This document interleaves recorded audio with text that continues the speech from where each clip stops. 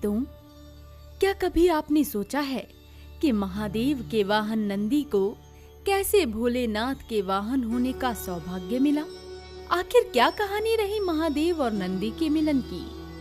ऐसी कौन सी दशा थी जिसमें महादेव और नंदी एक साथ आए और अनंत काल के लिए नंदी शिव के अति प्रियक बन गए? इसी विषय पर आज हम अपने चैनल महावॉरियर पर नंदी के बैल बनने की कथा जानेंगे।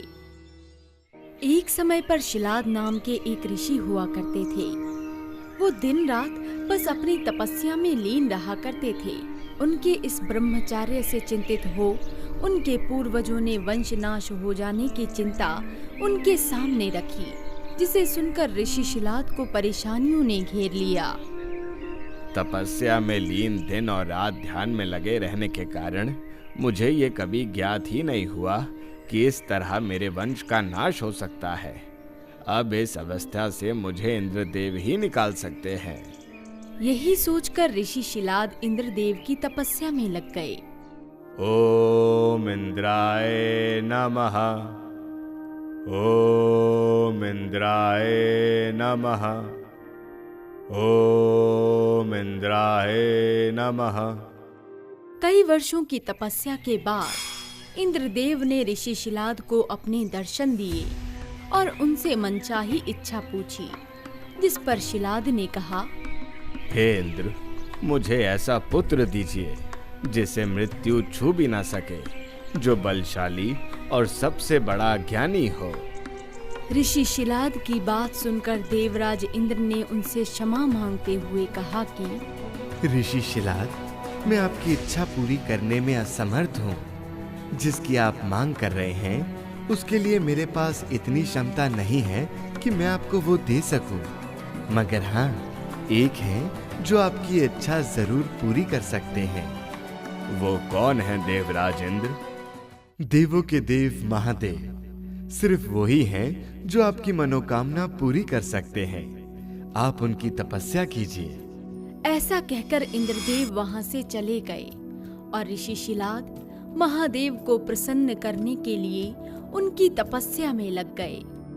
ओम नमः शिवाय, ओम नमः शिवाय, ओम नमः शिवाय। दिन, महीने और वर्ष महादेव की तपस्या करने में ही व्यतीत हो गए। आखिरकार ऋषि शिलाद को कठोर तपस्या करते देख महादेव को उन्हें अपने दर्शन देने ही पड़े। ऋषि शिलाद, मैं आपकी तपस्या से काफी प्रसन्न हुआ हूँ। मांगिए, आप क्या मांगना चाहते हैं? प्रभु, मैं बस एक पुत्र की ही चाहत रखता हूँ, जो आपकी तरह हो और जिसे मृत्यु छू भी ना पाए। तथास्तु ऋषि शिलाद, भले ही मैं पूरे ब्रह्मांड का पिता हूँ, लेकिन इस जन्म में आप मेरे पिता होंगे और मेरा नाम नंदी होगा। ऐसा कहकर महादेव वहां से अंतर्धान हो गए। जब ऋषि अगले दिन खेत जोतने गए तो उन्हें वहां एक बालक मिला, जिसके पश्चात आकाशवाणी हुई, जिसमें कहा गया कि यही आपका पुत्र है। जाइए, इसे ले जाइए और इसका पालन पोषण कीजिए। भविष्यवाणी के बाद ऋषि खुशी से फूले नहीं समा रहे थे और अपने पुत्र को वो घर ले गए, जिसके पश्चात उन्होंने उसका पालन पोषण शुरू कर दिया। समय बीता और नंदी 5 वर्ष के हो गए। इतनी कम आयु में ही ऋषि ने नंदी को संपूर्ण वेदों और शस्त्रों का ज्ञान दे दिया। जब नंदी 7 वर्ष के हुए तो महादेव की आज्ञा से मित्र और वरुण नाम के 2 मुनि ऋषि शिलाद के आश्रम जा पहुँचे, जहाँ उनका काफी आदर सत्कार किया गया। अपनी इतनी सेवा से प्रसन्न होकर मुनियों ने ऋषि शिलाद को लंबी आयु का आशीर्वाद दिया।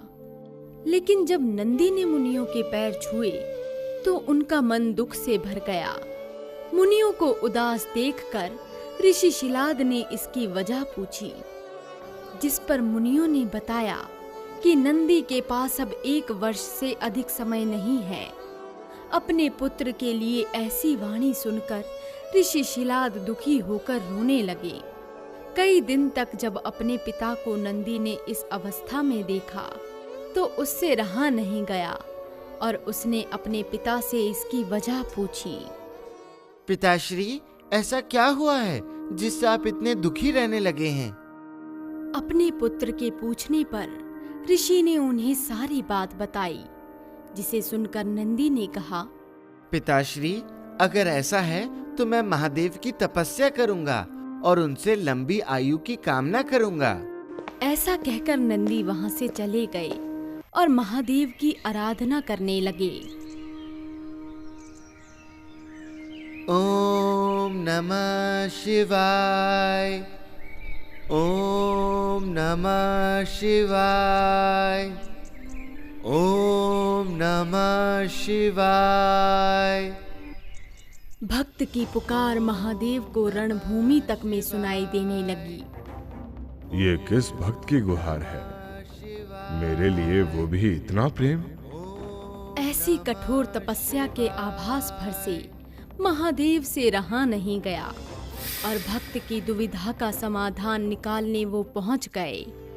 पुत्र नंदी, बोलो, तुम्हारी क्या इच्छा है? अपने सामने स्वयं महादेव को देखकर नंदी भूल ही गया कि उसे लंबी आयु का वरदान मांगना था। महादेव का तेज और आकर्षित रूप नंदी के लिए इतना प्रभावशाली था कि नंदी बस महादेव को एकटक देखता ही रह गया। पुत्र नंदी, बोलो, तुम्हारी क्या इच्छा है? प्रभु, मुझे जीवन भर आपका सानिध्य चाहिए। मैं आपके आश्रय में रहना चाहता हूँ। जीवन भर आपकी पूजा करना चाहता हूँ। नंदी, तुम तो मेरे ही समान हो। तुम्हें मृत्यु से क्या भय?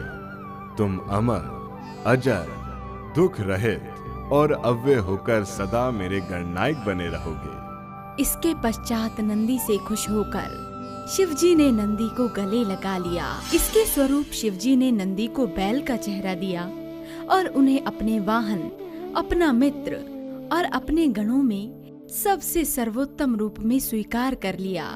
तो भक्तों, इस प्रकार नंदी बैल महादेव की सवारी बने और भगवान शिव के प्रति नंदी के इस भक्ति और समर्पण के कारण आज कलयुग में भी हर शिव मंदिर में भगवान शिव के साथ नंदी हमेशा विराजमान रहते हैं। माना जाता है कि यदि आप अपनी मनोकामना नंदी के कान में बोलते हैं तो वो भगवान शिव सबसे शीघ्र सुनते हैं।